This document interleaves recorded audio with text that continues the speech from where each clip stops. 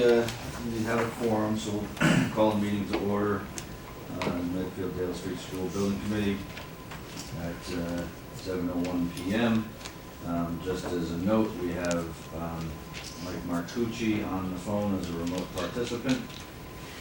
And this meeting is being recorded by Medfield TV, just so everybody is aware of that.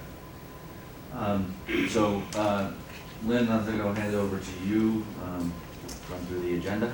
Okay.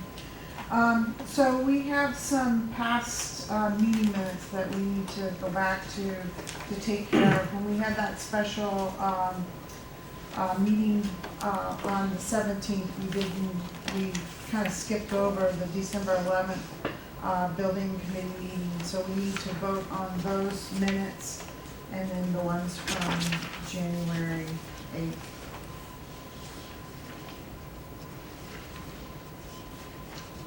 Does anybody have any comments on the December 11th meeting? Are there any comments? I'll entertain a motion to approve the December 11th meeting minutes. Anyone? So do we have a second? Second from Mike Weber. All in favor? Aye. Mike, I'll abstain from that since I wasn't a member.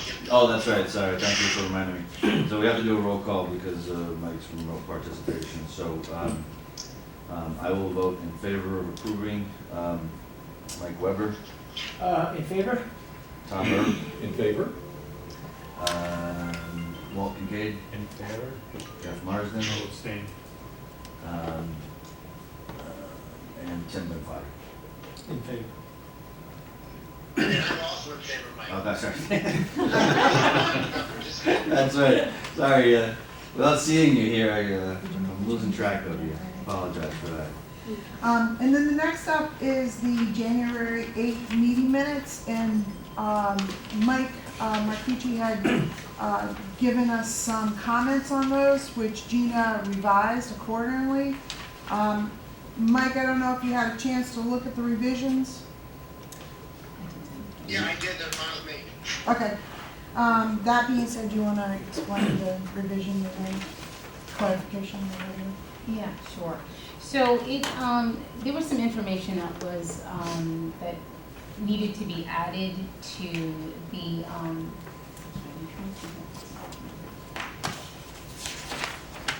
I'm sorry. I have a copy of it. So there was just some additional information that needed to be put in here regarding the school building committee member addition that was proposed for a vote to go in front of the Board of Selectmen. And This was item 2 Yeah. on Yeah. the January 8th Yeah. meeting minutes. yeah, And it was a clarification of what Yeah. was actually said in the yeah, it was just a clarification of what was said. Anna May O'Shea, her being added as an 8th voting member. There was some question if there was an even amount of voting members, just in case there was, a tie, should there be an odd number. So this was brought in front of the Board of Selectmen. First, to approve Anna May O'Shea to the school building committee, and also making her a voting member. And there was also, Mike, you were there was also a vote to have a 9th voting member, so that there wasn't Correct. an even We amount left it at the discretion of the Board of Selectmen, and there was some conversation also between Leo and Anna May that was resolved by the Board of Selectmen when they appointed both Anna May and, appointed Anna May to the school building committee and made Jeff a voting member. So that was just a clarification there. No. Okay. Anybody have any questions on that? No. So can we have a vote on the January 8th meeting minutes? So motion, do I have a second? Second. All right. Just to note, Mike, Leo just walked in, so he is now present. So I've got a motion and a second. So I personally will vote in favor. Mike Weber. In favor? I abstained, because I Tom wasn't there. abstains. Yeah, I wasn't there. Theo, are you on? I don't think I was there as well, so I'll abstain. Leo Brown will abstain. Walt Kincaid Favor. in favor. Jeff Marsden. So I'll abstain because I wasn't a voting member at the time, but I can, that's why I did the last one too. Just to be fair. And Tim Bonfati. You have to, so if you're not in that, you do have to abstain, but it's best. No, I mean, that's, yeah, it's not, you only have I'll vote in to, favor. Oh, yeah, I'll vote. yeah, I think you only have to acknowledge that you've read the minutes and, Oh, okay. All right. I'll vote in favor. Mike Marcucci. Yep. Alright. Did you get all that? So everybody basically was in favor except for Jeff, who's abstaining because he wasn't a voting member yet, and That's fine. Leo, are you, I'm abstaining because I wasn't here. okay. So you, and you haven't read the meeting minutes? I read Because I them. think, Yes.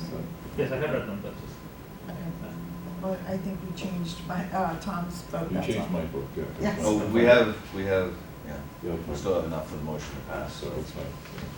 We have 4 with, 1, 2, 3. No, we have- You're right, Yeah. you're right. Okay, so I'll keep yours as an abstain. Okay.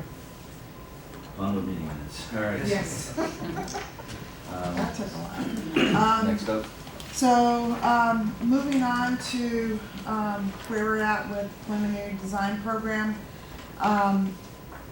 We, in terms of an update on what we've done with the teachers and staff, since the last meeting on January 8th, there was a meeting on the 13th and the 17th, and I guess I'll let Air Street talk about that. And we've been working with the working group with information received at those 2 meetings.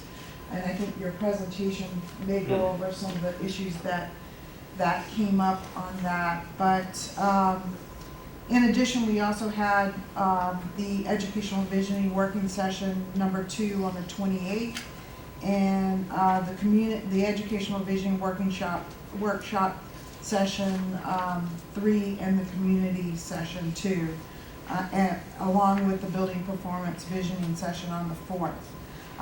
In the presentation tonight, we'll talk about some of the updates that came out of those meetings. So maybe now's the time to jump into that. Sure.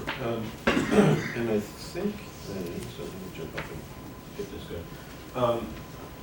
We can sort of go one of 2 ways. But, so let me introduce again Larry Spang from Arrow Street for the purposes of the camera. And I also wanted to introduce Tina Suhu from our office. We have to shift our project manager, Jessica Bassett, who many of you met, is unfortunately leaving Arrow Street to go be at home with her kids. She's got 1, 2, 3. And so as much as we enjoyed her work, and particularly here in Medfield, but we're having to switch. And so Tina is stepping in and will be the project manager from here on out. So. Hey, Mike, can you just move the phone a little closer to whoever's talking? Oh, There's yeah. the Hey, want me to put this? Yep. You're being traveled across the room now, Mike. I appreciate it. Is that any better? Speak up as much as you can as well. Okay, so That's better. I'll try and speak up as well. And somehow I seem to have lost, oh, I never have it. Sorry, my computer just did its thing. So we had put together a presentation which essentially is,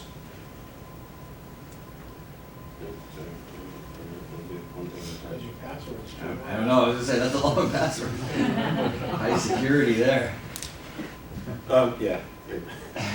You just keep adding to it. Eventually it gets this long. Yeah, I know the character. But in any event, so we had put this together. It's a little bit of a rerun for many folks who were there. The basic goal was to show this again tomorrow to the school committee, and then the 9th to the community meeting. That's a rescheduled community forum. I was just going to say, so Canceled for Monday. originally we thought we were going to have it Monday. It got postponed, so it will now be on March 9th, on Monday night, essentially 2 weeks. So I can go 2 ways through this. I can jump to the part that's about the educational visioning, or we can just take it in order, which is a little out of that order, and I'll try and go really fast through some of the things that you guys have already seen. I think everything Leave it to under, the chair to. I think everything under item 2, under the preliminary design program, will be captured in this presentation. So instead of kind of going by the agenda, maybe we'll just It's go a little by- out of sync with the Yeah, agenda, we'll just that's go all right. with the presentation, and I think we'll hit every one of these topics. That's kind of the intent, to kind of keep you updated, as well as use the same presentation for the school committee and community forum to update everybody with the same information. So yes, and as you can see, so some of this, again, and I'll move really quickly through the MSBA process and goals, site selection, existing school conditions, and really a very quick pass at that, educational program, and the space summary, which is the part that you guys haven't seen yet. For the purposes of everybody's information, as well as our friends who are watching this online, this is the team, both the school district, as well as the building committee, the school committee, and then the OPM Medfield and ourselves, Arrow Street. This is the infamous "You Are Here" slide with the MSBA, tracking their process. And I think you guys have seen this previously, so I'm not going to dwell on that. And again, this is more specifically the feasibility study. Just so everybody's aware, we're in the middle of the PDP process, which you can see, and anything to do is, nope, that's a little hard to see. Yeah, it is. We're in the process of, we've done the existing conditions, we're working on the educational use and space program, developing the capacity and site selection, all of which is being then set up to establish the alternatives for the PDP, which gets submitted in a couple of weeks. So that's kind of why things are starting to move a little quicker now in terms of what we're looking at. And as Larry said, this phase is predominantly to do our due diligence, to come up with the viable solutions that will move into the next phase, where we will make the decision on what our preferred option is. Right. So we're not actually really making a lot of heavy-duty decisions during this piece. It's more setting up the problems to be solved, and in this case, it's a lot having to do which site would we be using, and then which grade configuration would we be using. This is showing in a little more detail the process of going through site selection, education programming, and space summary. We had wanted, for the purposes of both the school committee and the community, to understand that there was a pretty rigorous looking at all of the town-owned properties in the town, which would identified about 199 potential properties. Then looking at ones that are appropriately sized for the school, which is roughly 10 acres. And then from that, looking at ones that weren't otherwise impeded by a number of other issues, including wetlands. And really, we had the 6 sites that I think this group has seen and been familiar with. Again, just to run through quickly, there's the existing Dale Memorial School site at the center. There we go, if you can see it, visible. The Wheelock site, which is over here. The Sledding Hill site, which is in this location, McCarthy Park. And while I'm up there, also the north part of the hospital campus site. And then the last site we looked at was the Redgate Farm site. Again, we did a very quick pass at all 6 sites, and have really, with this group's concurrence, focused our efforts on saying that the existing Dale Memorial School site here at the center of town, essentially across the street, as well as the Wheelock site, are the 2 primary sites that we think make sense to really dive deep into. So the way the PDP will be presented in a couple of weeks to the MSBA is we have 2 primary sites. We've done some due diligence on these additional sites, and there's a draft of that report that's being circulated. The Hospital Hill and sledding site, a number of concerns were and have been identified about that. Its location, sort of at the periphery of town. Its use for essentially recreation area, as well as limited utilities and things like that, make it less preferable. Similar to the McCarthy Park site right next door, there's a little nuanced difference there. Some of it's wetlands, and it's a public park. The Redgate Farms site at the sort of east side of town over here has a number, again, of issues related to the reason the town owns it for recreation purposes. Both ends of the property are limited by wetlands, as well as the roadway system into that is pretty tight and small. And so for all of those reasons, that one was taken off, as well as the North Campus site, and primarily this being seen and being developed as, being pursued as a redevelopment site, and having a number of restrictions like the historic building restrictions.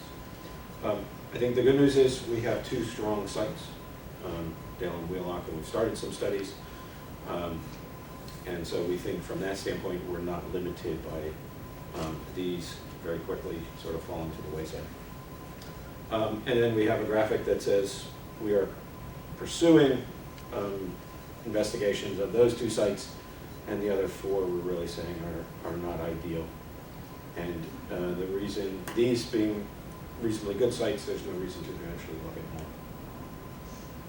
at more. This is a site selection matrix. It has a whole lot of different things, and we probably can't even read much. I know we have circulated this electronically. Everybody has seen it.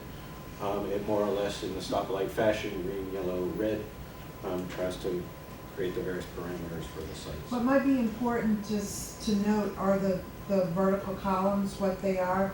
Oh, yeah, we can do that. The ones that are have the most red are really addition, renovation to the existing Dale Street School. And then the next is also the Dale Street property, but it's a 4 through 5 configuration only. And the third column is new construction, 3 through 5. And then the next grouping is Wheelock, and that's grades 4 through 5 on the 4th column, and on the 5th column, new construction for 3 through 5. Right. Grade configuration. Again, just so I can point, the Dale Street property, addition, reno, new construction, grades 4 through 5, new construction 3 through 5, Wheelock, 4 through 5, 3 through 5.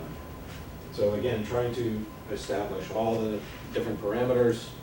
And this was should be the noted that this is sort of a consolidation of all of the feedback that everybody's Right, submitted to you. that's Correct. right, that's right. So we had 9 participants, and they were all given the option to grade all the criteria by either favorable, which is green, neutral, yellow, and then unfavorable by red.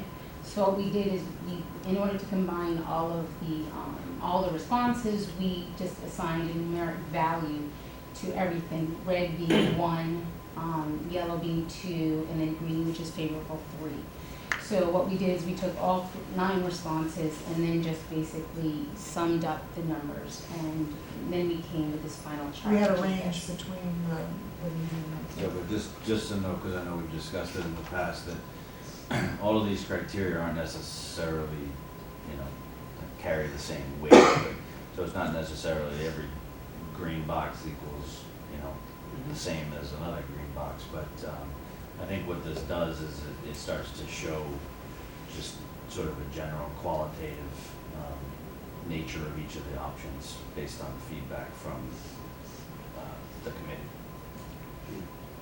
And I think what we're starting to see, and we don't have ready quite yet options on each site to show you guys, but as you can see, the Dale Street site has more limitations, and really just because it's a smaller site. And so we're starting to see that in the studies we're doing. But we're doing feasibility, conceptual level studies, trying to put a building on each, showing parking, access drives, and all that stuff. We should be able to bring that forward shortly. It is not, it will be developed for the PDP, but it's again in a very sketchy format, and it doesn't commit you to anything in the PDP.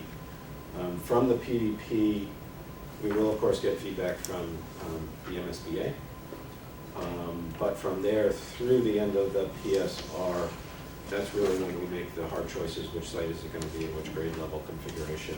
And we push that quite a bit further to really define that well, so that at the end of that process, both the district and the MSBA are in agreement that that's the preferred site and the preferred solution, subject to further development as we go. So would it be helpful if I stopped there for questions? Maybe so. Anybody have any questions on any of that info? It's sort of a rerun of stuff we've talked about a couple of times.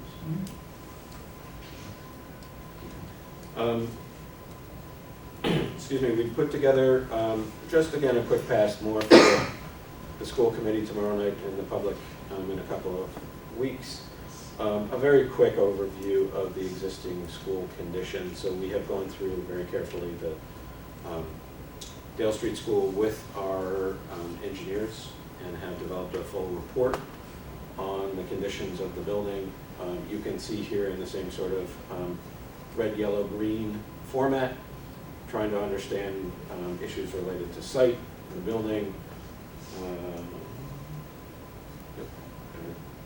structural issues, plumbing, fire protection, heating and ventilation systems, electrical, etc. I don't think we found anything that you guys weren't aware of. These are two old buildings, one built in 1941, I believe, and the other in '69. Both of which, in many cases, in this case, the HVAC systems are well past their prime, running on all kinds of extra time. And so there wasn't anything that jumped out at our engineers and so forth. It's really, again, as you guys know. But part of the process we have to give to the MSBA is a full accounting of the building. This is the part that's also been, I think, interesting and helpful for us. As Lynn had mentioned, we've gone through a number of different, what we have called the visioning process. This is really to understand, both from the faculty as well as the community, what do people envision for the new school. A lot of that is working with Jeff and his group, and thanks, Jeff. Everybody has been great, Steve particularly. And going through, and so we've had, as I was pointing out, we had an initial community session, which I believe many of you were at in December. We've had 3 workshop sessions with our educational planner, David Stephen, and then we had a final wrap-up session at the beginning of this month with the community. So far, attendance has been light, which may mean that everybody's on the same page, hopefully. I don't know about everybody. Or everybody's enjoying other things, and we'll hear about from them later. In any event, so that has been good. We did want to put in a little bit of information. A lot is being developed by Jeff and the rest of the folks at the district. The educational plan, which is really written by the district, explains how education is being delivered to the students of Medfield. That gets written up and is, so I can't remember how many pages you got, 30, 40 pages? Yeah, 33. That gets then submitted, and essentially that is the roadmap for the architecture. The MSBA very much wants the building to reflect the goals of the education, not the other way around. So we've been working on that. There's a draft that's been circulated, and it gets submitted with the PDP, again, to explain to the MSBA, and they have certain folks who focus on that, what exactly you're trying to accomplish. And so I think the big one that we will be then talking through, both with you and the MSBA, is the grade level configuration. Is it a 4-5 or is it a 3-4-5? And then this is just some pieces of that come together that show, where what pieces are being added and where the teaching is going What that ends up with, and this slide may be a little tricky to understand, but essentially what we wanted to do was talk about this issue of the grade level configuration. So the current configuration, now this is the Memorial School, the Wheelock School here, and the Dale Street School, and then there is down here a potential new construction. So sort of reading across this way is what happens to that building under the different configurations. So Memorial, all the way across Wheelock, et cetera. And then so the current configuration, the Memorial is pre-K, kindergarten in grade 1. Wheelock is grades 2 and 3, and Dale is 4 and 5. Under the 4-5 configuration that's being considered, Memorial stays as pre-K, kindergarten, grade 1, stays as grade 2, and we build a new 4-5 to replace Dale, and it's essentially what you have today. The 3 through 5 configuration, things get a little pushed around a little bit. Essentially, Memorial becomes a sort of early learning center with pre-K and kindergarten. Wheelock becomes grades 1 and 2, and then the new building becomes grade 3, 4, and 5. So hopefully people begin to understand that. We have, Jeff, can you explain this? Sure, yeah, so I can go through that. So one of the things that we thought was pretty important is try to get some input from both the staff and also the community and parents on the grade configuration. So we did 2 separate surveys. So we used a software called Thought Exchange, which has a very general question. As we explore the possibility of changing the grade configurations, what are some opportunities and challenges for the district to consider? So that was the open-ended question. We put, as part of the introduction, this is an exciting time for our district. We have been selected by MSBA to potentially build a new Dale Street School. The MSBA has given us 2 grade configuration options for new construction: a building with grades 4 and 5, or a building with grades 3, 4, and 5. As you can imagine, many decisions will need to be made. We want advice from the people most affected by potential changes. In addition, your feedback will be valuable to both the school committee and the school building committee throughout this entire process. So we gave them that much background prior to filling out and putting what information they thought was important. So folks, they enter a thought, and then that thought gets generated, put up for other people to look at, and then it's ranked for stars. 1 being not very important or not very liked, and 5 being the most important, or one we like the most. So the 2 examples we have up there are for the parent and community thought exchange. The first one on the left with the tiles, that is organized by the number of thoughts related to that particular topic. So not the star rating. So the most, and I can't read it from here, but it's still the 3 to 5. Support for grades 3 to Support 5 for is grade on 3 to top. 5 was the top thought out of that. And then all the other ones you can see, and I can go through them, but next I'll be able to see them next Yeah, I'll time. need to clean that up. And then on the right, it's the top items in the thoughts by the star rating. So you get the same bunch of data, but by 2 different kinds of ratings. One, you can see that program map was number 2. So that was all done by AI. They go through and see where it is. So that only had about 4 or 5 responses, but it had the 2nd highest rating with stars. So basically people want to make sure that map is a part of the new building. Class size was really important for people. There's a lot of stars in there. As we know, that's something that this community values a lot, and we saw that through a budget process a few years ago when we were going to increase class sizes. The one other item that was also important on the heat map was parents with multiple kids. So parents with multiple kids want a campus setting, and they want to build at Wheelock, so they're not driving around town all over the place like they are now. They want to be able to go to one campus, grades 1 through 5, and make sure they can get their kids all in one spot. So I thought that was a pretty interesting one, because we really didn't talk about, Wheelock being on one site. We know that it's one of the sites that we talked about, but that came out. You look down at the bottom, you'll see that keeping grades 4 and 5 was the last one in the star ratings. So there's definitely, for both the staff and the community, they want the 3, 4, 5. I mean, that's something that they're not looking at doing the same old. They feel like, as they look at this, there's a great concern about the population increasing. Now, some of the negative parts about this that you read on here is that, the projections aren't going to be right, and we're going to build this big school. No, listen, we don't have a crystal ball. But we have two organizations, MSBA and NESDEC, that are both telling us the same thing. A slew of kids are coming in the next 5 years.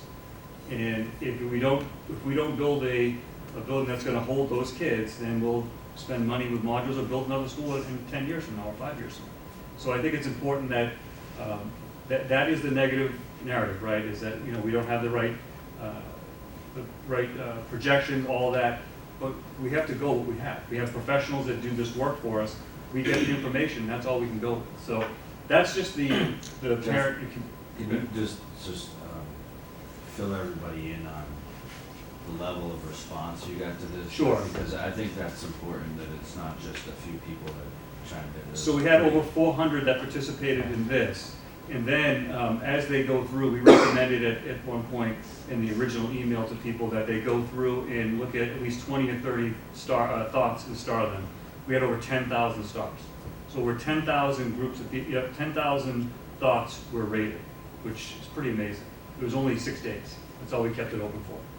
Because we wanted to get it. Does that record the people that participate? It's like, do you put them on an email list or whatever? It does not.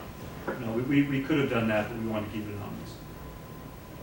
I'm just thinking about getting people to send some of these forms. 'cause it's Yeah, like- I think, Absolutely. well, we had talked about this at the working group too. I mean, they want to participate, but this is really easy to do, right? So how can we bring that participation to them versus having them come out to a meeting? So it was great participation for 6 days. And then the staff one on the next slide, we had 114 staff, and this was elementary staff only. And we went through that. So their biggest concerns, looking at, they felt like the population was a huge issue. They see it in their classrooms. They see the fact that 4 preschool teachers are now sharing 2 classrooms. They're seeing increased class size at the elementary. They know what's coming, so they know it's important for 3, 4, 5. And then if you look at the heat map on the right, again, that's the stars. So the first one on the left is looking at the amount of thoughts that pertain to that issue. On the right is the stars, so that 3.9 being the top. The building and classroom sizes are an issue. Shared staff are an issue because our staff know the ins and outs, and they know that we share staff between buildings. And what is that going to look like as something we need to consider if we're going to be building a 3, 4, 5, and how is that going to impact staff? So that was something that they thought was important. Again, the grades 3, 4, 5 support was one of the top ones in there. As far as the stars, and you can break that down even more and see what the star rating is. When we say between 1 and 5, the star rating is between 3.6 and 3.9. It's not like it's a huge gap between those, because that's the heat rating allows for that. So the bottom, that last one, was any concerns around 3rd graders, was at the bottom of the list, so that was a very low ranking. But I thought it was a good way to concern around 3rd graders. You mean incorporating 3rd graders in with 4th and 5th graders? That was part of it. Yeah, I mean, it's interesting to look at some of the responses even from the community. The rest of the world, the K to 5s, right? So you have K and 5 all in the same building all the time. You're in Brookline, you have K to 8 in the same building all the time. But it's different from Medfield, so we're used to having just 2 grades all the way through. A lot of, there was a lot of feedback in the community about, is this time to look at neighborhood schools? Which I thought was interesting, because I know that was something that the community Usually resisted. And when I say a lot, it might have come up 7 or 8 times, not at a time. But I know that was something that was done in the 80s and then switched over at some point to the model we have now, which really only Hopkinton, Holliston, and Medfield share that model. Everyone else is a typical neighborhood K to 2, K to 3, K to 5 type building. But the 3 through 5 also gets you down to 2 schools versus maintaining. No, not I mean, according to. It leaves open the For- door for that, but it Yeah. doesn't necessarily do that until the next building Right. project, 15, 20. And I think another piece that came out with the parents too is that they feel like if their child's in one school for 3 years, that's 3 years to build a community and not another transition. I mean, that's the downside of this. The great side is that you get to be with your pals for 13 years. K to 12, you're with your kids, your friends. The downside is you're transitioning all the time. Not every kid does well with transitions. I know when I was a principal, I had a K to 5, and I had those families for 5 or 6 years, and you knew every kid. It's tough when you just cycle through every 2 years. I mean, the good thing is that a lot of families in Medfield have multiple kids, so you get the same families through. but it's not in that same community. See, you really get that 2 years and then they're off somewhere else. This would prevent that and have them, you know, in that 3, 4, 5. Educationally, curriculum is organized 3, 4, 5 by the state. You know, we think it's a great opportunity to start looking at vertical teaming of our teachers, which is really difficult now when we have release days. We have to try to coordinate schedules, professional development. It's really difficult. So if we were to have 3, 4, 5 together, we could really hone in on those grades and have an early childhood center really hone in on those grades and 1, 2 as well. So it provides a lot of opportunities educationally from what we think is important, but also I think the community is going to look at it as a better way for their kids to go to school. So, Yeah, Jeff, I would also echo that, you know, districts like Hopkinton have a campus style as well. Where In those, Holliston too. yeah, where those kids are maybe going to a different building, but they see that other building all the time. It's part of one larger community because the buildings are next to each other. Right. Yeah.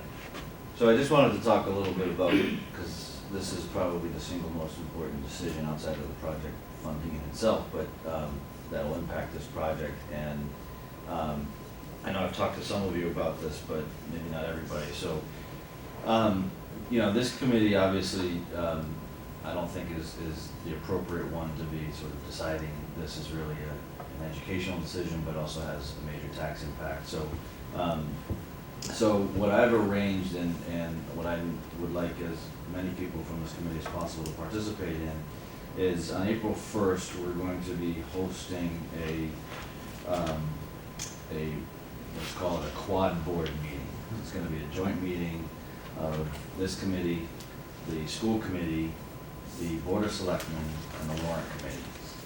It'll be at the high school library. I have been in front of the school committee, and basically I'm looking to the school committee and Jeff to, at that point, make a recommendation to everyone of which grade configuration they prefer. I think we know Jeff's preference. And then really the design team and our project managers are going to pull together just sort of a lot of data about what the pros and cons of both options are and what the impacts are.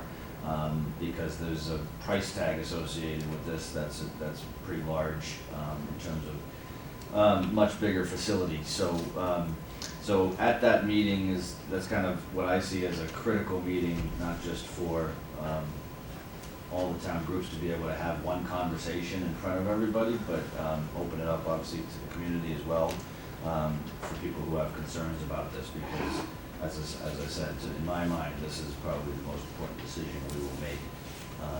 And I think the majority of it should be coming from the school committee, the board of selectmen as our sort of chief executive, and the warrant committee from a financial perspective will want to chime in as well. Ultimately, we will, we're proceeding with PDP with both grade configurations as we've discussed in the past, but we will want to make this decision as soon as possible, as early as possible in the PSR phase, so that, you know, we're really honing down on options that make the most sense and that support what the community desire is on grade configuration. And That's a then we great can idea. start adding Great idea. costs to all of the various options, so that it'll start to help, you know, inform what the final solution will be. Because ultimately, we're gonna need to weigh in on, this is gonna be the single most expensive project the town has ever proposed, so we'll wanna make sure that there's a stomach for it, because we don't wanna end up having no project. Are you trying to handicap the MSBA reimbursement too, so that they know the town share? I think that's gonna be part of the Well, conversation. that'll be part of the analysis, you know, once we, you know, start pricing these options out, then we'll be looking at what percentage MSBA is likely to pay and what percentage that the town will likely pay. And I say likely because, you know, that kind of changes on various factors throughout the project, but it will be close to what the reimbursement would be. And that's a big piece of, I mean, on like a household basis, no.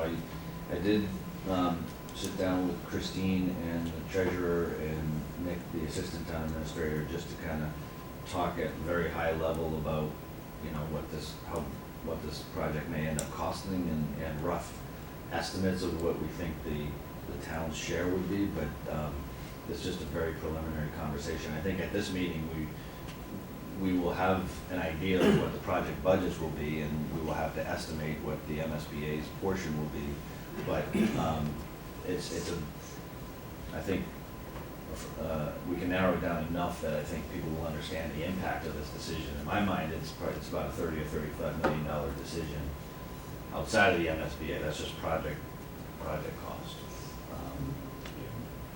Not That in the MSBA. And then the MSBA participation would reduce some of that, so there'd be a smaller portion that's the town decision. I think it's a great idea. So yeah, again, if you could put it on your calendars as much as possible, I think At the high school it's center gonna club? be, yeah, on April 1st, it's kind of a critical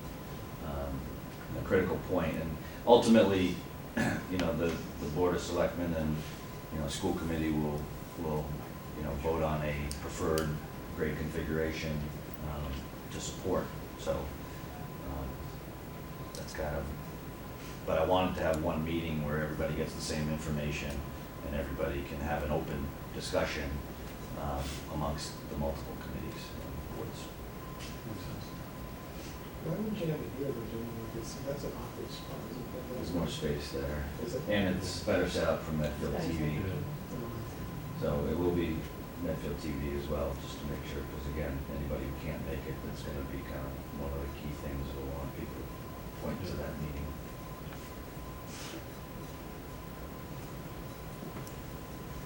Okay. So we have also started to look, this is the Memorial School. That's correct. The current configuration of how the school is used, and essentially what you're seeing here is This? kindergarten, the classrooms and classrooms, and starting to look at saying, okay, if this is pre-K and K, how would you do it? So essentially, we would have kindergarten in one wing, some half-day classrooms and special education needs, and then pre-K down on the lower wing. And this is just sort of a first pass at how you might think about restructuring the building for that grade 3 through 5 configuration, where this then To give you more transitions. capacity for the pre-K program. Yeah, I think, you know, And- some of the key points up there, the transitional pre-KK, so, you know, one of the things we'd love to offer, we don't have the space to do that, is for the kids that may not be ready for kindergarten, but have them in a transitional pre-KK program.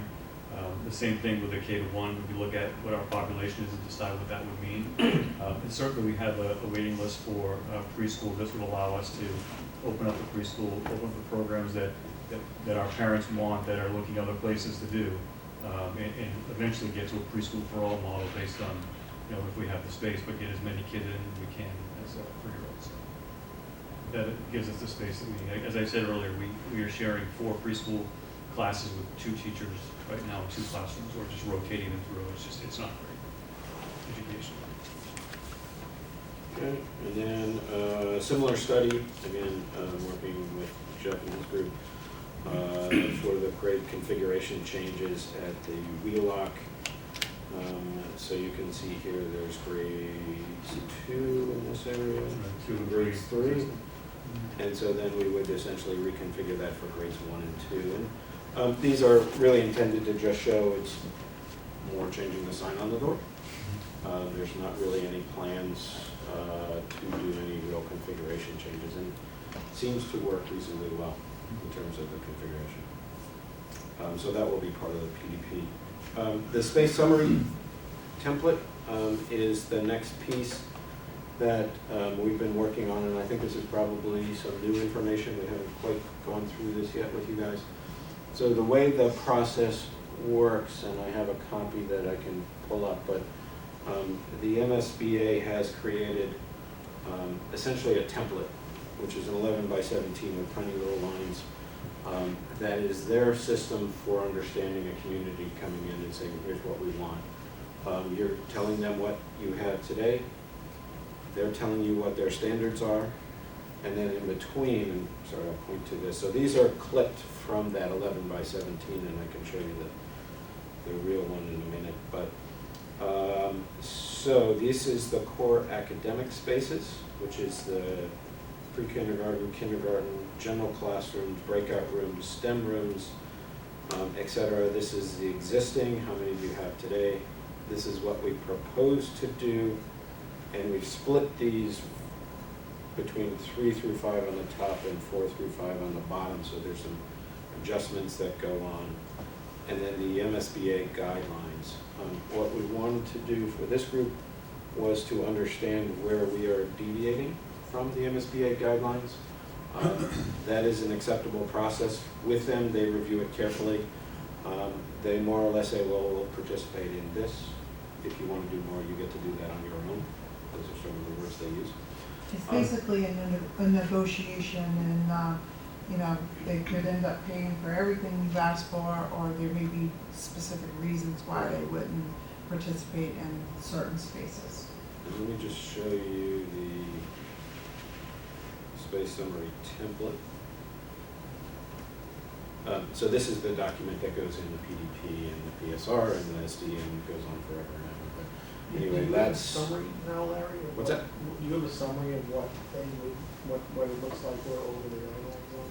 yes, so that's where let me jump on that. So again, the red is where we are differing from where they would say their standards provide. So for instance, they have 37 classrooms, so essentially what you do with their system, you put in the number of students, and it pre-populates it and tells you what you get, and that's their standard. And then, you know, then there's a lot of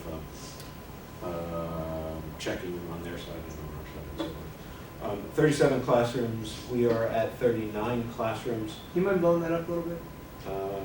Yes, I can do that. I'm sorry, for a minute, there's two ways to do this.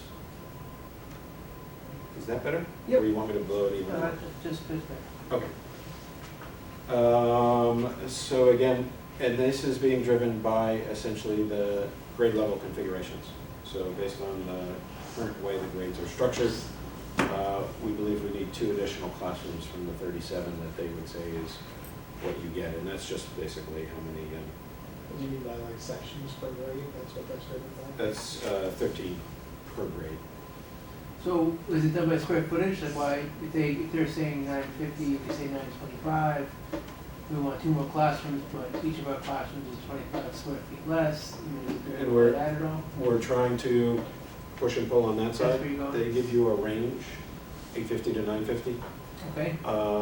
And to the extent that our square footage is trying to be as close to their square footage as we can.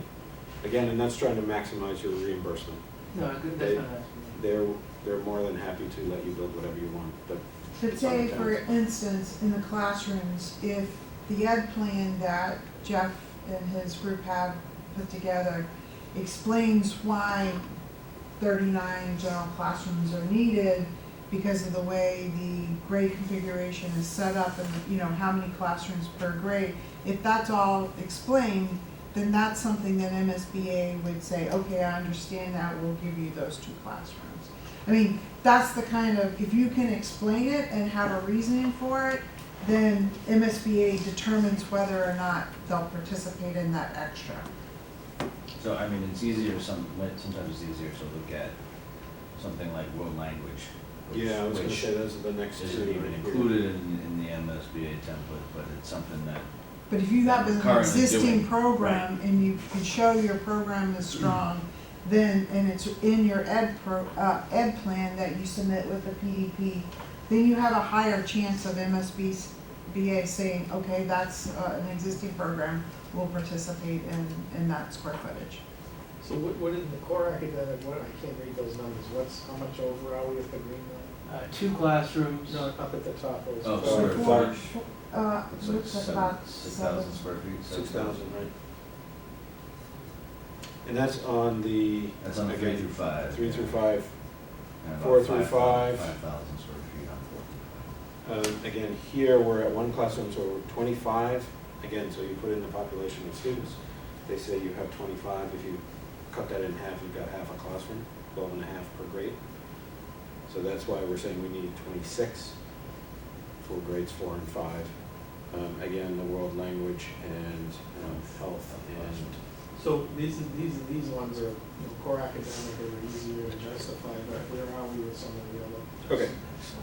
okay. Sorry, before you just jump, if you don't mind, just on the number of classrooms, is that just based on current classroom sizes? Or is that based on preferred classroom sizes? Third classroom, Quantities. class size, No, size. but Class also size, the class quantity size. of Population. projected enrollment. Right. So that's based on the last one, we had like 22 students per classroom per grade. Right. So- Yep. And they're saying it should be 24. Yeah, again, because if you saw that long list, you essentially put your enrollment at the bottom, and then it just. I just want to know what 39 came from. Yeah, so it's essentially 13 per grade level. No, 13 classrooms per grade level. I get the math. It is driven by the. Yes. Enrollment, yeah. And we just get reimbursed per square foot, is that how it works? They put that into a formula? It's a percentage of what's deemed eligible, and the point is that some of these will not be deemed eligible, and the town can either choose to still build it, but without their participation, or we can choose to not build it because they won't participate in it, in which case we have to sort of shrink up the program a little bit. In some of these, like, there's also a cost per square foot cap, and anything above that MSBA doesn't pay for, but some of these that they may not participate in, they'll apply against that cap that was already ineligible to begin with. So you're not getting double dipped on the ineligibility. That happens. So this next section talks about special education. And maybe just to give folks a sense, the existing, this is easier to point. Yeah. The existing is about 3,277 square feet of space currently used. The MSBA guidelines, again, when you put in your student enrollment, they say you need about 9,000. Working with the district, we have identified about 12,300 square feet of special needs spaces. This one, in our experience, and I think most folks find, the MSBA, as long as these spaces are justified in your ed plan, they tend to participate in. They don't really question too much how your special And needs. it goes to DESE review, and Right. as long as they say, it makes sense what's here, MSBA usually will say, okay, it's eligible. Are there any new programs in special education, or are these all pretty much existing? Existing, just with, sharing spaces currently. And that's usually what we find is many of these are already there and they're squeezed into 3,200 square feet. And again, so grades 3 through 5, grades 4 and 5 down here, existing is the same. In this case, proposed is down at 8,600, and MSBA would say in their first pass about 6,000. Art and music, again, currently you've got about a little less than 2,000 square feet. MSBA says you ought to have about 5,000, and the first pass through the space summary template says we're looking at about 7,100 square feet. The big space there, quite little.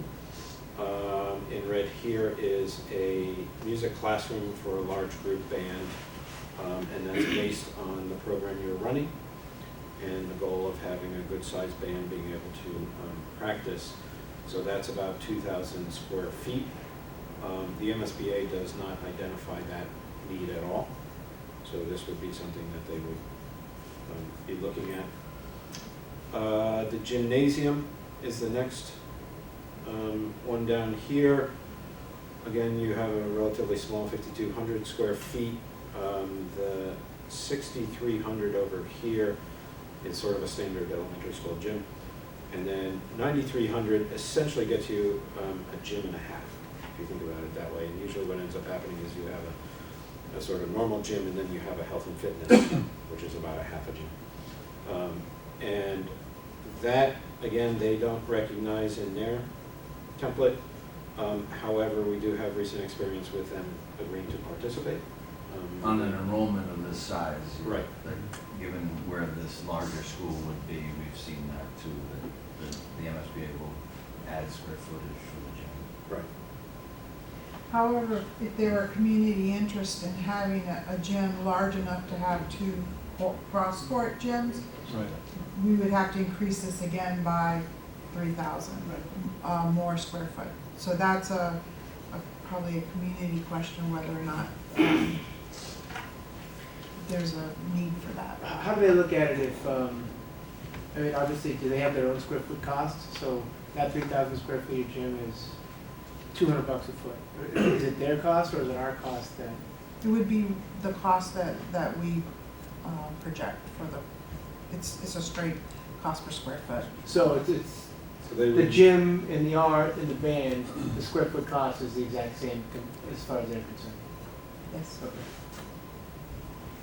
Because some things are more expensive than others. So. Yep. At the top here is the Media Center Library. And we are basically in line with MSBA guidelines of about 4,500 square feet. Dining and food service, cafeteria essentially. We're a little high on that. The MSBA talks about a stage of about 1,000 square feet. And based on conversations and the amount of music, the fact that the music is really an emphasized program here, we're suggesting a 1,500 square foot stage, essentially get all the band up there. So that's an additional 500 in that category. And that happens in both the 3 through 5 and the 4 and 5. Medical is this one at the bottom. So just before we move off that, just Sure. in case anybody was wondering why stage is listed under dining and food service, you're gonna hear the term cafetorium a lot.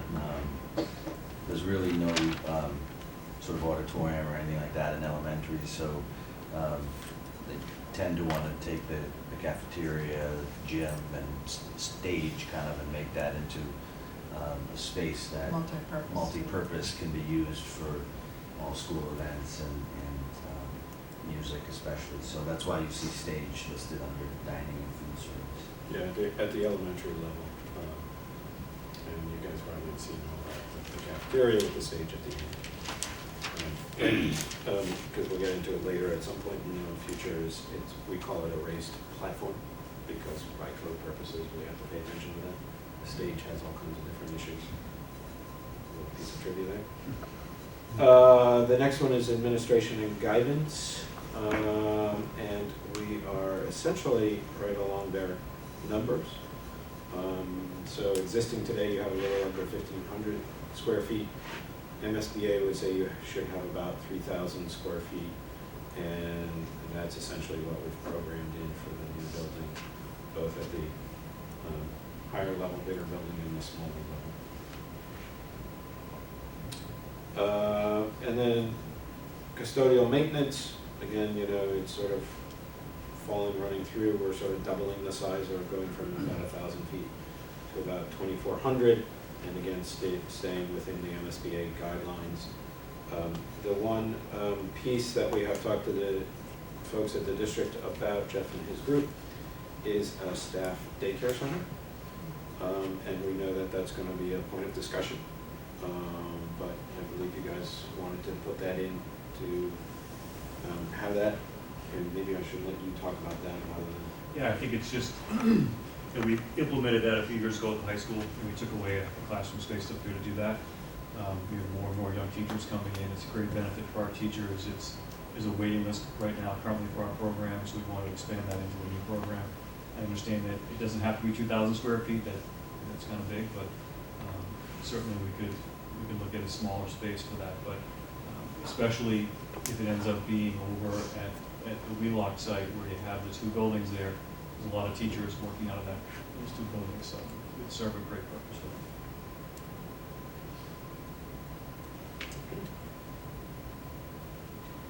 Great. So maybe I'll pause there and ask any questions on the space summary template.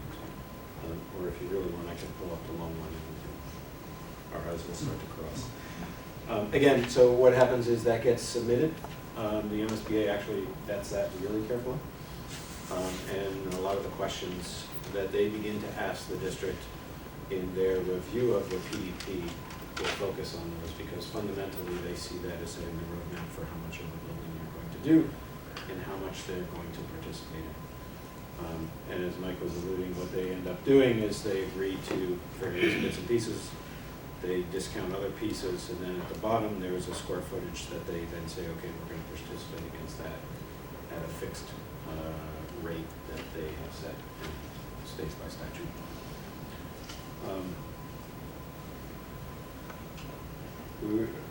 For the purposes of the school committee tomorrow and the town community meeting in a couple of weeks, wanted to go through the schedule. Hard to believe we're almost at the end of February, given the weather, but nevertheless, so we will be submitting the PDP on March 19th. We will be looking for a couple of things, sort of formal pieces. One is for the school committee to vote on the ed plan. And I believe they also vote on the space summary template. Or maybe not. No, sorry, I'm getting that wrong.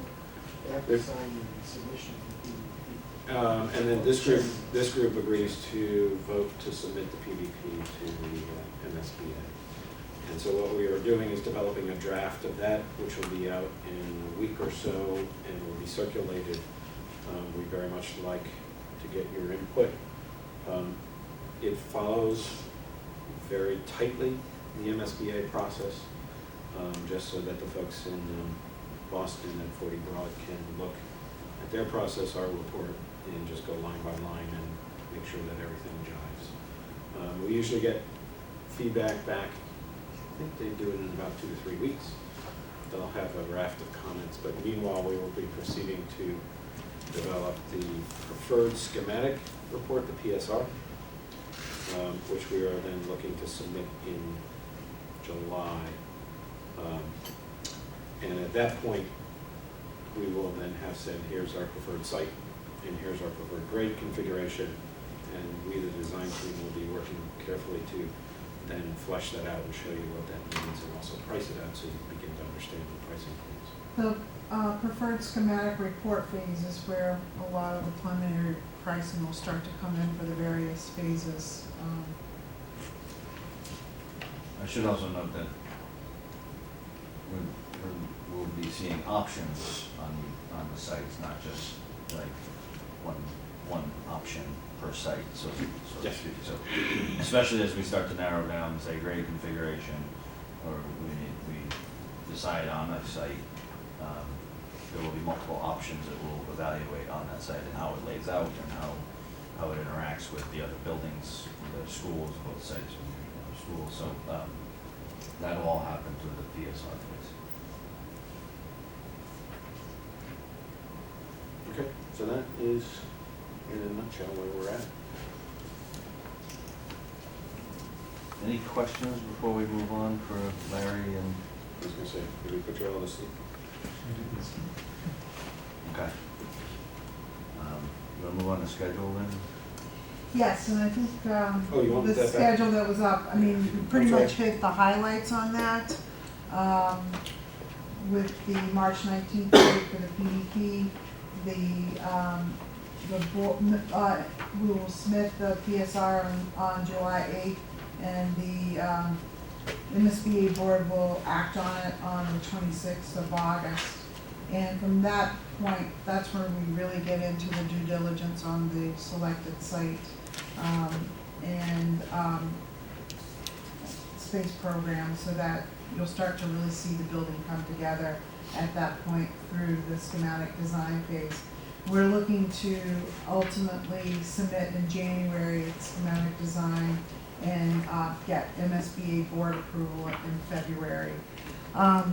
But coming up, I think we want to talk about some key dates. I know with this meeting being postponed, we had a MSBA board meeting, SBC meeting coming up on the 4th of March, which is next week, and we kind of wanted to talk about that because we have another one scheduled for March 18th, so that we can get our vote to submit the PDP. I don't know if we want to keep that one the next week, push it out, or skip that one and go to the 18th. So, yeah, I mean, I don't know that there's gonna be much to talk about within the next week. Right. Unless you feel otherwise. The only question is, do we move the 18th to the 11th? With the PDP submission? The only thing with that is that the 11th is when we're going to be submitting the draft of the PDP, and it's gonna be quite a bit of information to get through. And it might be kind of quick to get Well, feedback on. But you're asking the school committee to vote on the ed plan on the 12th, the day after that gets submitted? Right, but I think that it's already in draft form at this point, so I think that they will have a ramp up. We're not asking them to review the entire PDP, Right. just the ed plan and the, so from that perspective, I mean, it's just their blessing, because we're providing ed plans for, or in grade configuration information for 4 through 5, as well as 3 through 5, so it's, you know, just making sure that your educational program that's included in the ed plan, you know, jives with what their forecast, or their master plan is for So, does anybody see a problem with canceling next week's meeting? I mean, I don't think a lot's gonna happen between now and then, so, so we can take that one off. I should also note that we postponed also the community forum, which we've rescheduled now for the 9th, which would be a week from Monday. And we'll talk further on in this agenda about, I think we had something on here just on how we can drum up a little bit more attendance for that. So that would still be on the 9th. And in regards to that too, our working group meeting, we had a meeting on the 9th for that as well. It may be beneficial to us to move it up to next Monday, the 2nd, instead of having it the same day as a community forum, because I think that what we did want to do is work a little bit harder on how we can get better participation. You already have one on here for the 2nd. We do, or? You have both. Oh, okay, so we do have that one. So, you know, well then the 9th we may not need, since we're gonna be here for the community forum anyway, so. We can kind of talk about that again on the 2nd, but there was just a few observations on what we have forecast out there for meetings and Okay. stuff, so. Then, do you have anything else on schedule you want to talk about? Yeah. And the meeting that Mike already brought up, of the quad board meeting, I've got it listed as a joint committee meeting, and that's showing up on April 1st. So that was an add to the last schedule, or the last milestones anyone may have seen.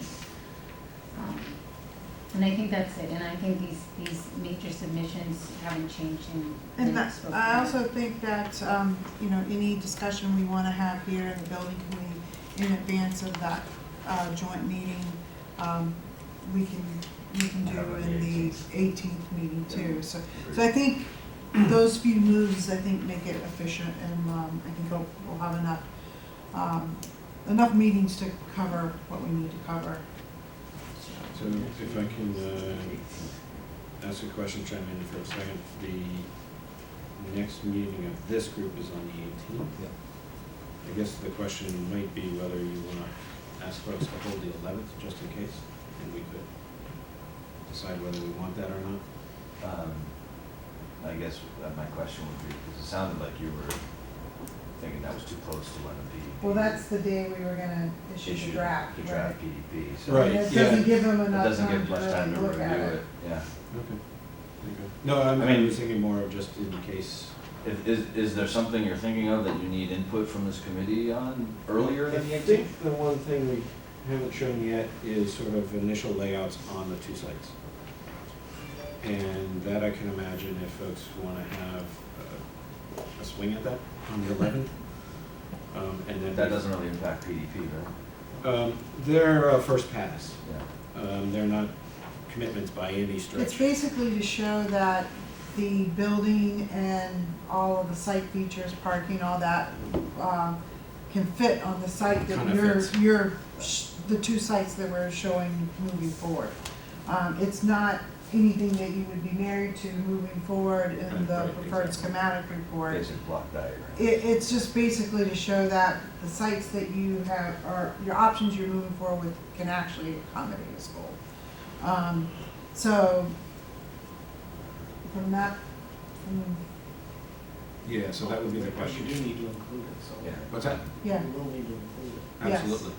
so how many people, Yeah. I assume they're interested. I mean, I'm interested, but do we want to maybe just make the meeting on the 18th longer then? Well, And I guess the when- point when- is when we will don't be have done? much Okay. opportunity to So change that- it after that. The tricky part is we're trying to submit on the 19th, which is the next day. So, So that But was, I almost wonder, like, the 11th, you're talking about putting the draft PDP out, so it would include that. So I'm Correct. almost wondering if it's gotta, I mean, do we still need to keep the 4th or something earlier, so we get some input to you, such that you can respond to it before you put it in Yeah, draft? okay, and maybe you're right. Have you done them, I mean, do you have those layouts? I don't have them with us. We've done the first pass. They're still working on them. We're gonna have them ready next week to review with the working group. We had one pass through with the working group and got some good feedback from everybody the other day. And so what we were thinking was, you know, and it's I think for us, if we talk about it on the 11th and we then make whatever minor adjustments folks are interested in for the 19th, that can work if you'd like to see it next week. Do you think it'd be more helpful to you to add some time for you to develop them ahead of presenting to this committee? Or would you prefer to get it in front of us sooner and get feedback sooner and then have more time to respond, I guess? So, I mean, and then, so if we do keep a meeting, it could be, either be the 4th or the 11th. Correct. And I think either of those could work from our standpoint. And it may depend on when you guys feel like you'd like to see them, if you want to see them sooner rather than later. We're probably in a position to show them to you next week. We're meeting with the working group on Monday, we meet with this group on Wednesday. If folks are willing and able to do that, and then we say, okay, they may be still a little bit rough, but that could be okay because we got another week and a half before it goes into draft. so by the 4th, you'll be ready to show them to this group. We certainly would have enough to. They might not be quite finalized. So, I mean, The ink just might put that still to be the wet, as they committee say. if, I mean, I think we probably do everything too ahead of time. right. So So you we wanna have, keep we would, both then? they should be distributed ahead of the meeting, one way or the other. But I guess, does the 4th or the 11th resonate with people, good, bad, or ugly? The only other thing I'd say is if we're submitting for review on the 11th, I guess, Yeah, in that sense, so the whole report will be in draft format on the 11th. And so in essence, those would be part of it. And I think unless there's some major thing that people. I mean, I think people mostly would just be invited to comment about it, so they don't know that we say, but I don't think that's. Sure. Right. I don't think, in other words, I just think it's not, I just think it's important to have a chance to comment about it, and we can ask you to treat it. Right, that's why I was bringing it up. 'Cause I thought- Because it is that. Make a note that we never order these tables for the I agree. Well, you probably can get a good deal on A couple rubber washers that you don't. You should have some probably privacy screen, but you can add like plastic one or fabric one. I'll work with the chief. Water jet kind of cool. So, general feel, any preferences out there? Schedule wise? I just can't make it work, so. Pretty open. Mike, you still with us? Liz, yes. Nice, okay. So if there were enough folks interested and available next week, we could bring some stuff and show it to you, and then we would certainly have time between then and the following week too. I mean, to me, that seems like a better option. I'd rather get it in front of people sooner rather than later, get the input.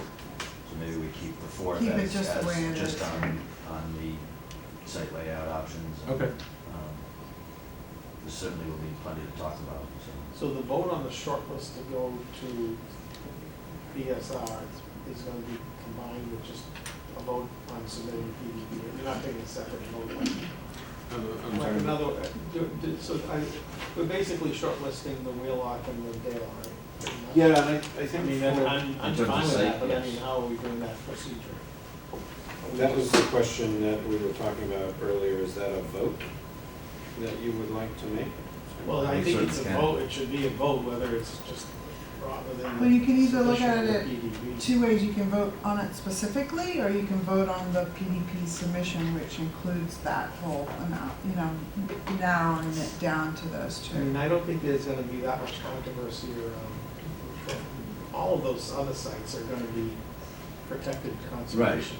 We just wanted to show that we were doing Yeah. due diligence, so. I think you should take a vote just to move those two forward. I have no problem with that. You wanna do that tonight? Why not? The only thing I Anyone would say is uncomfortable with that? we didn't have that listed on the agenda, Oh, so well, then they I don't- would say we do that next week. Yeah, put them on the agenda for next week. So the formal vote. A formal vote on the Essentially to site, agree to this. narrowing of the site selection. So we can rerun this a little bit, just in case anybody is here Yeah. from the So public. that means then that those two, and then the required ones, the code and Yeah, the. Right.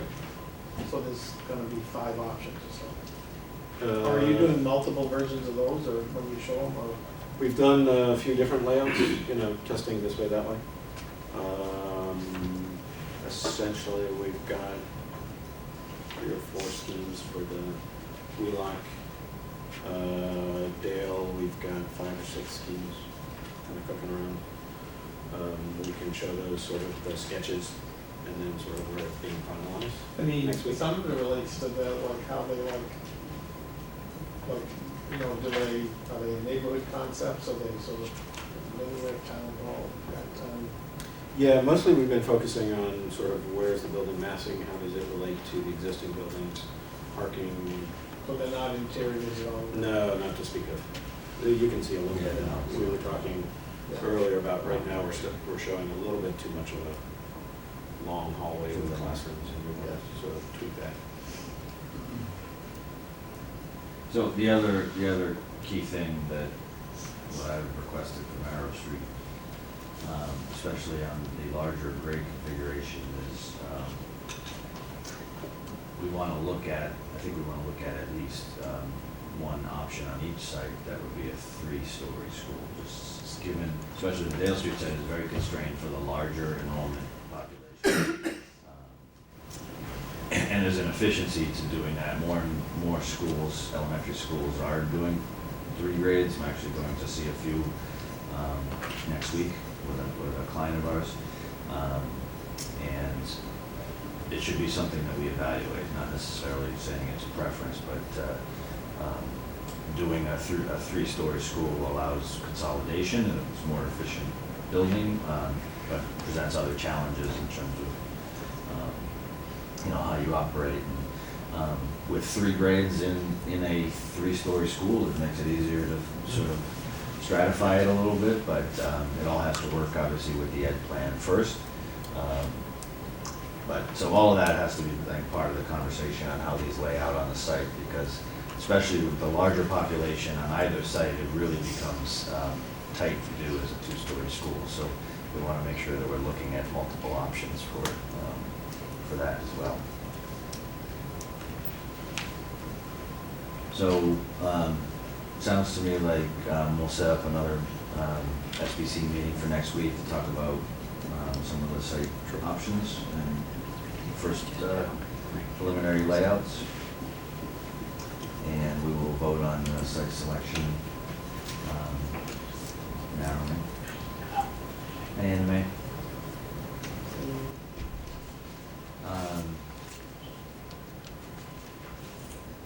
primarily we were talking about schedule. Anything else on schedule then? You wanna talk about? No, we haven't, you know, since meeting with MSBA, we really haven't changed the schedule, the overall schedule. I think we're falling in line with their new policy and guidelines on how many board meetings between the different phases, so I don't think that.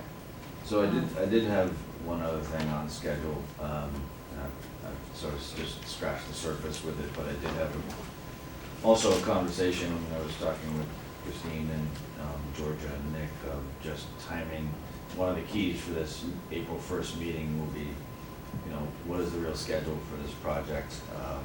What are we trying to do in terms of getting this project open? We've been working with a very aggressive schedule right now that has us going to sort of a fall 2023 opening, which is something that has to be factored in is whether we can really hit that, what are the implications of that, whether we look at how that ties into where the town stands from a debt perspective and how we can secure funding. So I have asked Lynn and her team to also start to conceptualize what the fallback position would be, whether it's a winter open between 23 and 24, or whether it's a fall 2024 open, because each of those sort of will have an impact on the project, not only from a cost perspective, but a borrowing perspective for the town. So that's going to be, I think, a key part of that conversation for the first as well. To keep with the school opening of fall of 2023, I think it takes other considerations to make sure we could feel comfortable saying that one would work. And that may be that in the interim where when we submit the schematic design in January of 2021, we have some dead time there while we're waiting on the SBA board vote. And, you know, whether the town had the appetite or not to continue on with design development or, you know, it's a question. I mean, it helps us get that much further ahead so that we can feel more confident saying that we could potentially open the school in fall of 2023. Also, too, it may, you know, it may change how you look at the construction delivery method. You know, whereas design bid build may be, you know, may get a lower initial cost if you're looking to kind of make sure you get in for fall of 2023. Maybe you want to look at CM at risk because you can accelerate the start of construction.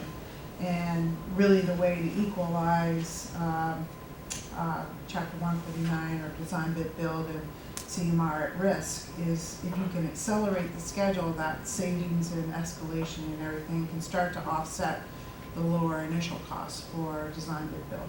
But those are all considerations that we have to start thinking about, you know, in order to even begin to make this fall of 2023 opening.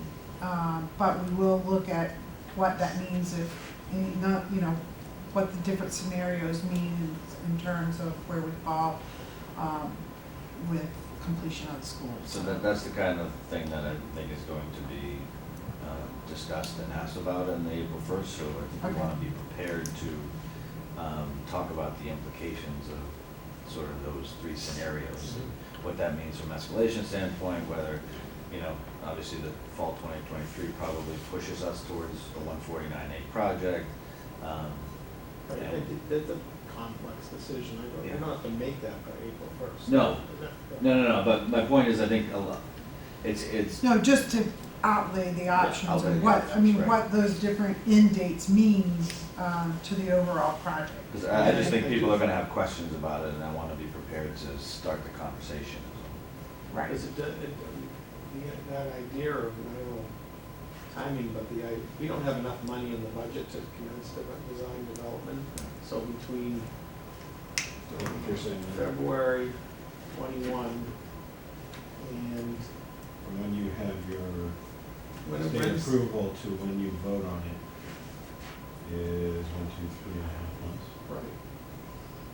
The question is, could we, that I think would be, but to get that money appropriated, would be, have to go in the The fall town spring, meeting. or spring or fall. And so typically what happens is you wait until this period and then, there's a period of roughly 9 months or so of drawings. What happens, and what you're saying is you could slide that. To me, if we're going with a new school, like my feeling is initially, if we're going with a new school in one of these places, we're not gonna wanna pay the premium for CM at risk. I'd rather see us, you still gotta get that money appropriated one way or the other, it doesn't change the fact. Right. You gotta So, take the design. to me, Or you wait. Well, or you wait, But right, the yeah. question is, what's the cost of waiting? And I think that's the question we need to That's what we answer have is, to look at. there's a cost of escalation to waiting for the approval versus, the town financing the start of the design development phase at risk. Right. The risk being that town Town doesn't doesn't approve, right, we've got, Project 3.5 doesn't- months of design. Design. But we would want to, because it's too late to put in like a spring, when it's too, like, do they do a fall, do they do a fall time? We can schedule a fall time, we don't. But then it would just be that, I wouldn't say just for that purpose, but so we don't have one. We don't have one. We don't know what's planned. scheduled. Well, something to think about. Yeah, assuming a new build, I think that there's not a lot of complication to it. Right. Either next door at Dale Street or it's next door at Wheelock. Or the fact, but you're also constructing on an occupied site, that's, depending on what those logistics are, you have to look at all Yeah. those things. Right, but, I think we're gonna have to think about getting costs. Like, we have to show every effort to get, especially when if we go with a bigger school, right? We have to show the dollar per square foot that's much closer to the bottom of where the MSBA is now, not at the top, not the 600, but more like the 500. I think we need to look at all those things, and CM at risk, adds, with all due respect, well, adds, 5 to 7% if it's on a job that shouldn't, it doesn't need to be done CM at risk.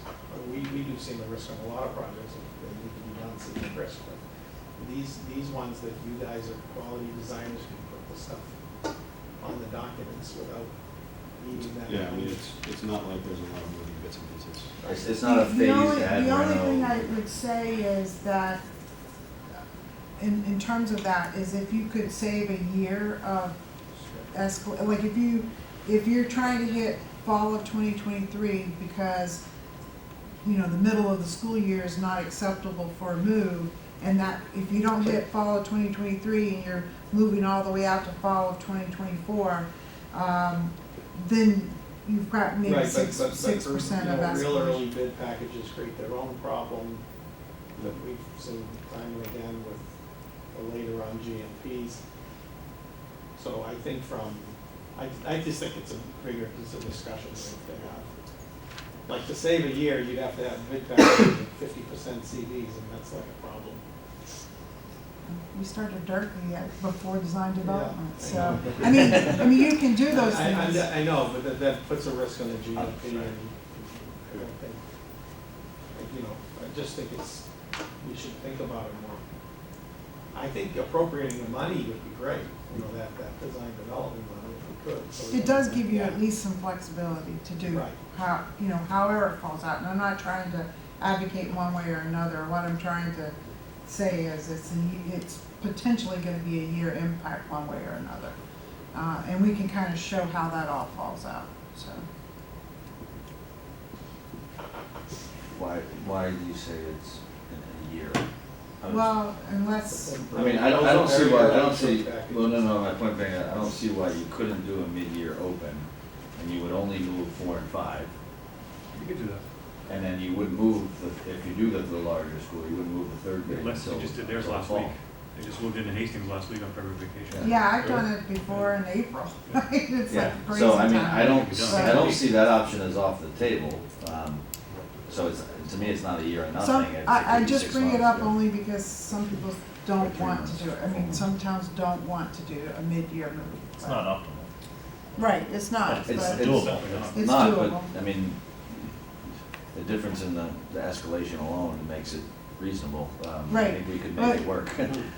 Right, I was just trying to give the bookends Yeah. of that, so. What about the financing of the town? I don't know what's coming off. Well, that's the other thing. what we're trying to dig into more is, again, you know, we have to talk about, this is obviously going to be a big impact to all the taxpayers, and what's the appropriate timing of that in terms of borrowing, and not to mention or just borrowing capacity. I know our credit, credit rating hasn't been reviewed in a while, and we have to look at that, what the implications are of that. Not since this building, so, you know, this will be, you know, the largest bond issue the town has done since the preschool project back in the 90s. And even the timing of that, when you wanna fall, tells a story, you know, that's gonna. Exactly, You know, that, it may not support right. 2023, I don't know. So, you know, the difference could be a big spike versus, you know, a smaller spike, and so. Or if you've that- got a recession, then you get a good, yeah, so, not to put you Can't down time down those. here. Can't time those, but.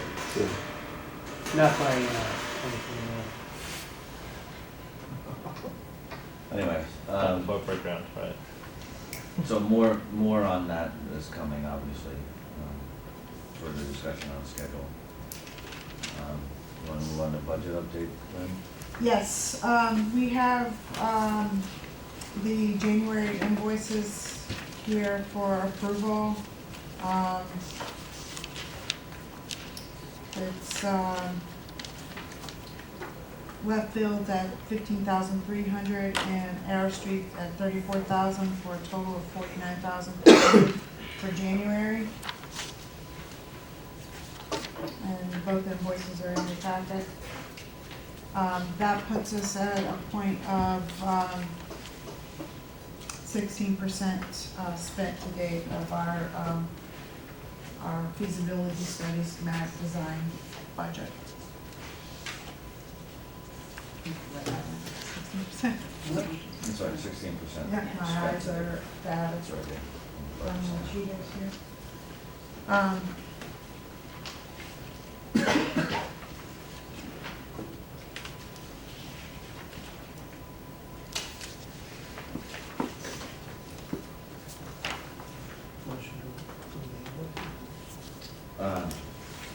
You said I'll make a motion approved.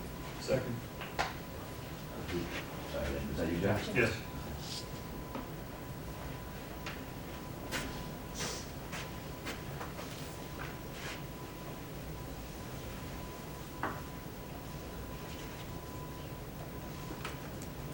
So I will vote in favor of the motion. Mike Weber, In favor? Tom Herb, in favor? Leo Rem, In favor?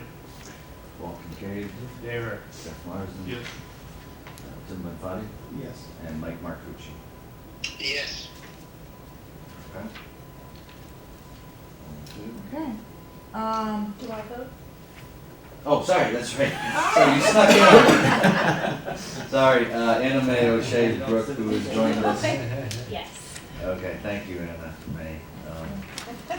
So quiet back there. Snuck right by me.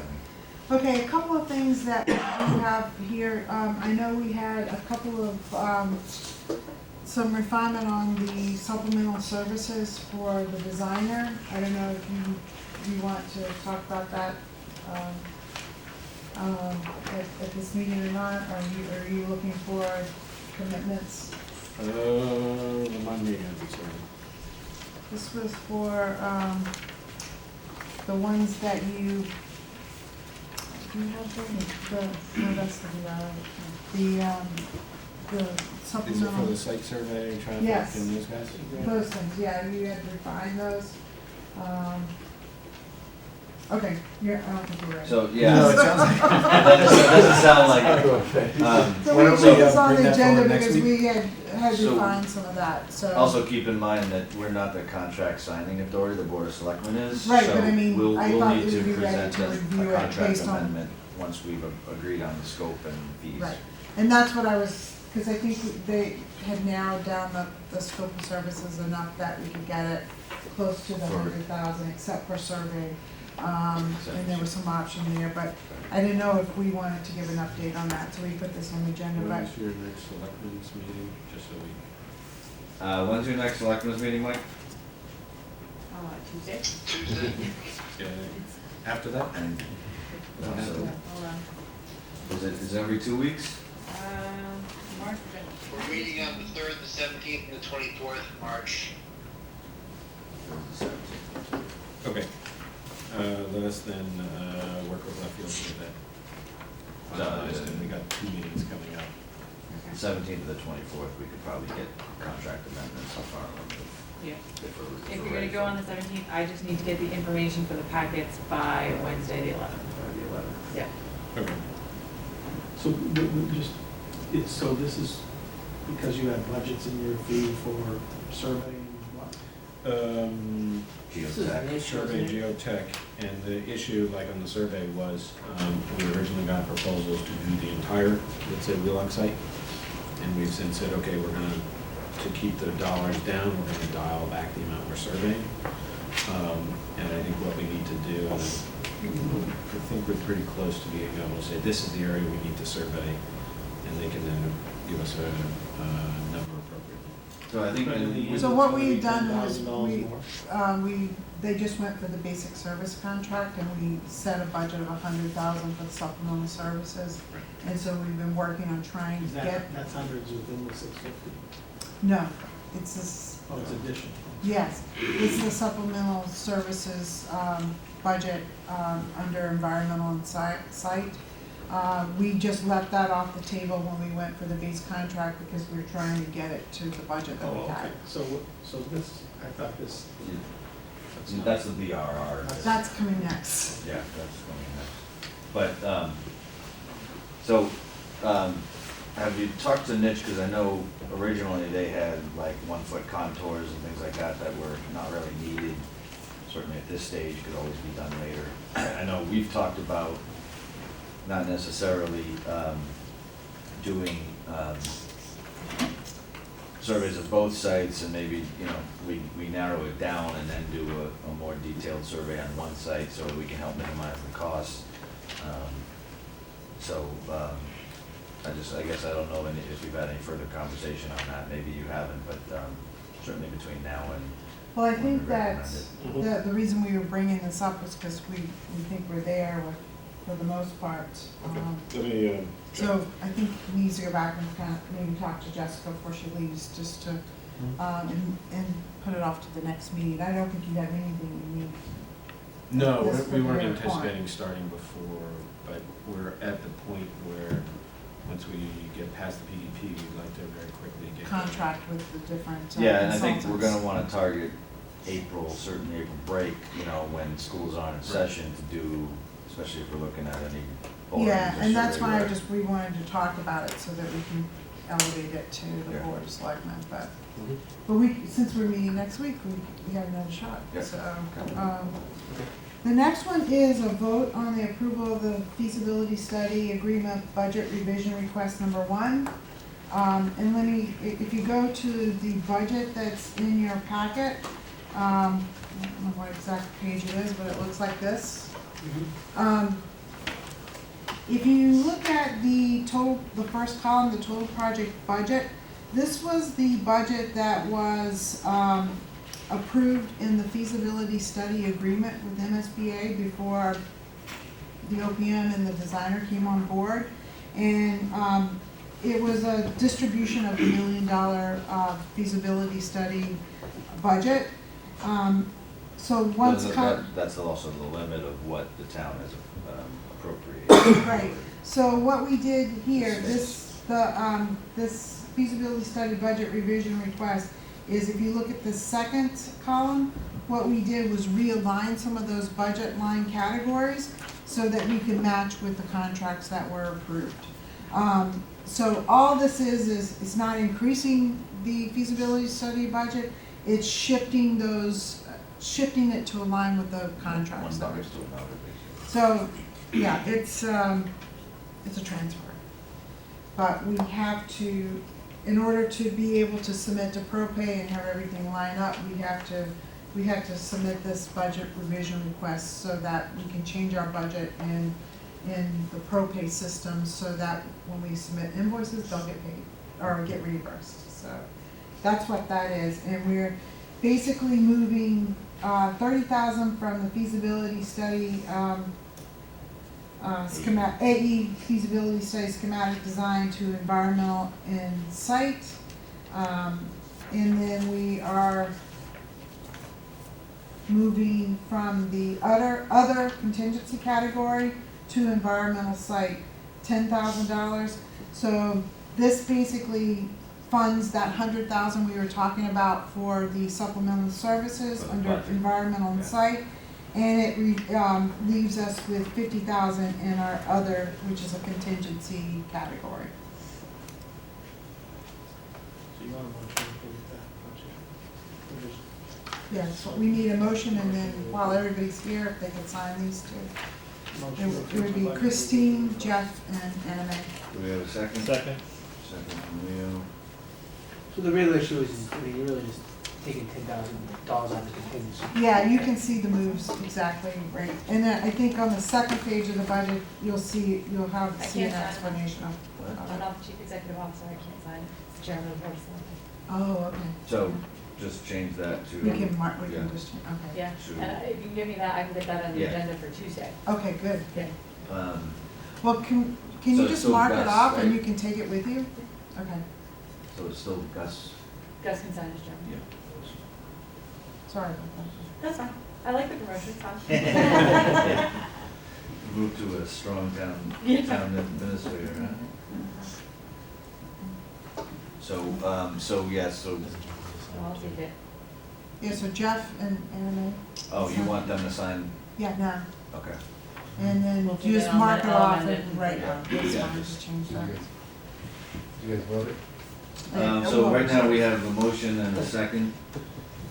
I'll do that. So I'll vote in favor of approving the budget revision request number 1. Mike Weber, Approve. Tom Erb, Approved.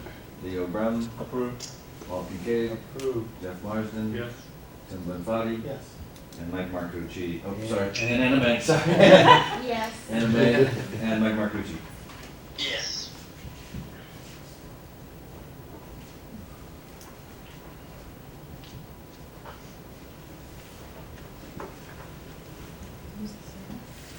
So it was seconded by Leo. Okay, I think that's all I had. So, any comments, questions from any of the committee? I do, sorry. No. You Don't apologize.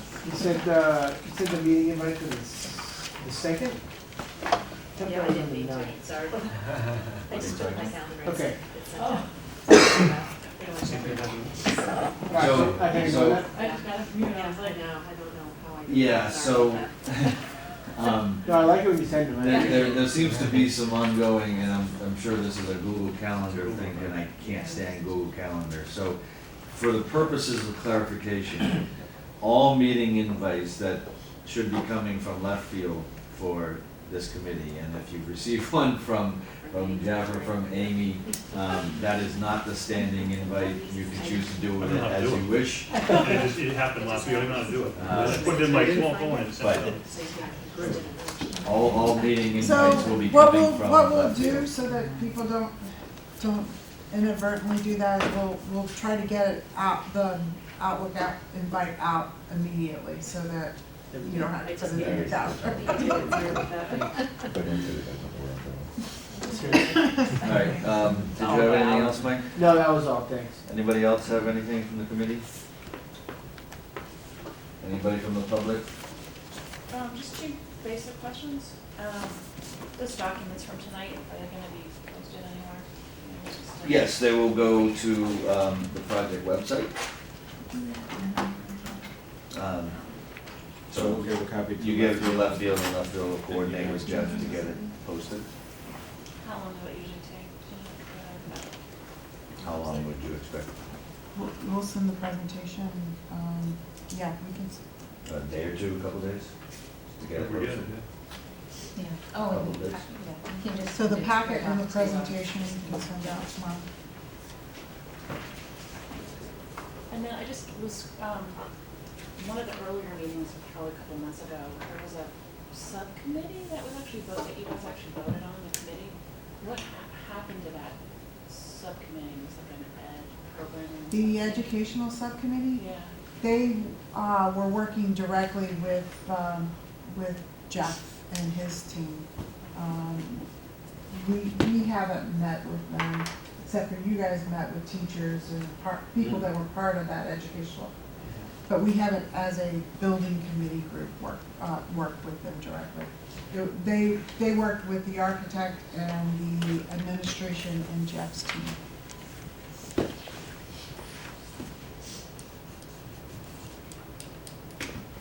Okay. So, I'll make a motion to adjourn. Second. Everybody jumps on that one. Hold on, we have to take a roll call. I vote in favor of the motion. Mike Weber, In favor. Tom Irv, In favor. Leo Brevin, In favor. Walter Gidded, Jeff Marsden. Yes. Jim Bonfati, and Mayor Schaefer, and Mike Marcucci. Safe travels, Mike.